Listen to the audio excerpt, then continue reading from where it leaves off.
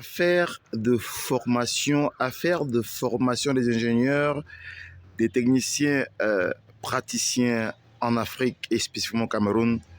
Vraiment, il est important, il est urgent de changer les paradigmes et de revoir les moules de fabrication ou de duplication ou mieux de formation des ingénieurs au Cameroun et en Afrique plus globalement. Bonjour, mon nom est Jocelyn Maglar-Yombi. Dans cette vidéo, je voudrais pouvoir remettre encore sur la table le problème d'adéquation formation-emploi. Nous l'avons soulevé dans une vidéo précédente, mais l'heure est grave. Comment comprendre qu'un ingénieur diplômé, qu'un technicien ayant un DUT, un master et même souvent un master 2, 3, 4 n'arrive pas à faire les tâches élémentaires ou simplement n'a pas de compétences? Et vous les entendez dire à haute voix, on a déposé les demandes d'emploi, mais on n'arrive pas encore à trouver de l'emploi. C'est simplement aberrant, c'est ahurissant et même c'est une abomination, passez-moi l'expression, parce que à une époque où le digital, le numérique et toutes les techniques ayant trait à l'innovation ont le vent en poupe, des étudiants, des élèves ingénieurs, des étudiants ayant des masters 2, 3, 4 se permettent de crier à haute voix qu'il n'y a pas d'emploi. Vraiment, c'est une aberration vraiment millénaire, quoi. C'est du jamais vu, du jamais entendu. Alors qu'en ce moment, on a besoin de techniciens qualifiés, des développeurs de compétences, des développeurs d'applications, des développeurs de sites web, des développeurs d'applications web et mobiles. Bref, on a besoin de toute espèce de compétences dans le numérique, dans la fibre optique, dans les infrastructures, dans la sécurité, le DevOps et tout ce qu'on peut imaginer. Mais les étudiants se permettent de dire qu'ils n'ont pas pu trouver d'emploi. Je pense que il faut remettre en cause tout le système, à la fois l'apprenant lui-même parce qu'il était mal étudiant, les instituts de formation professionnelle et universitaire, technologique, et puis même les curricula, les contenus de formation.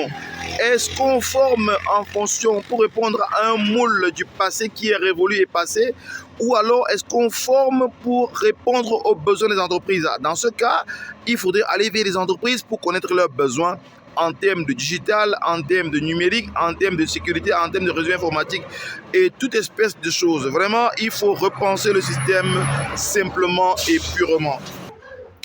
Il est donc urgent, il est donc important et capital de repenser les paradigmes de la formation, certes universitaire, mais beaucoup plus professionnelle.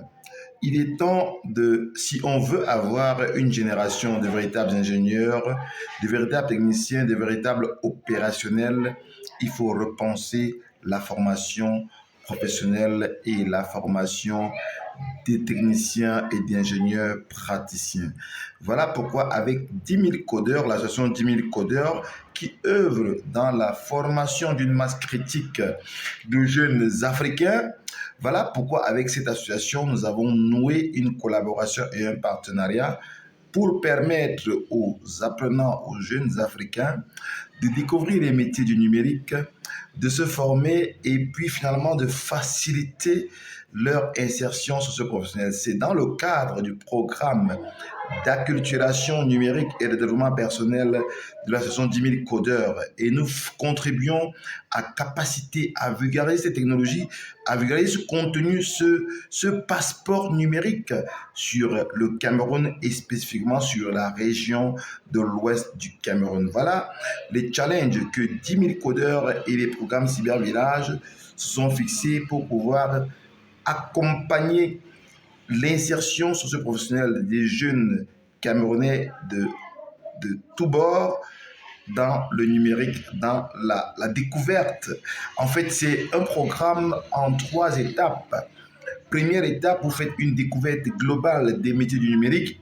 Deuxième étape, 10 000 codeurs vous accompagnent à vous former, à trouver des financements pour bien vous former, avoir une formation qualifiante et certifiante qui vous garantit à coup sûr une insertion socio-professionnelle. Et puis en troisième étape, 10 000 codeurs avec ses partenaires accompagne votre insertion socio-professionnelle dans vos compétences, dans le métier auquel vous êtes formé.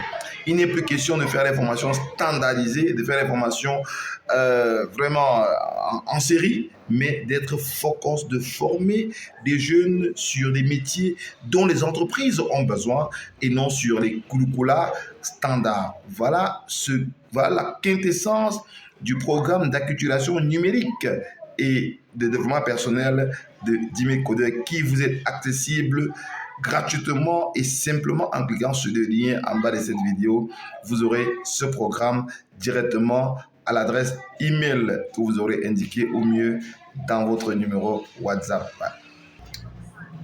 Voilà donc comment est-ce que nous contribuons aussi à l'émergence d'une jeunesse africaine plus entreprenante, plus compétente et plus perspicace et efficace sur le marché de l'emploi dans le numérique. Alors si vous avez aimé la vidéo, mettez-nous un bon pouce comme ça. Si vous n'êtes pas encore abonné à notre chaîne, abonnez-vous en cliquant sur le bouton juste à côté là. Et puis, si vous pensez que cette vidéo peut intéresser plus de gens, partagez-la au maximum sur nos réseaux pour qu'on puisse avoir un impact global sur les jeunes africains et réduire la fracture numérique, créer des emplois et limiter l'immigration clandestine. Quant à moi, je vous dis ciao, à la prochaine aventure Cyber Village. Bye bye.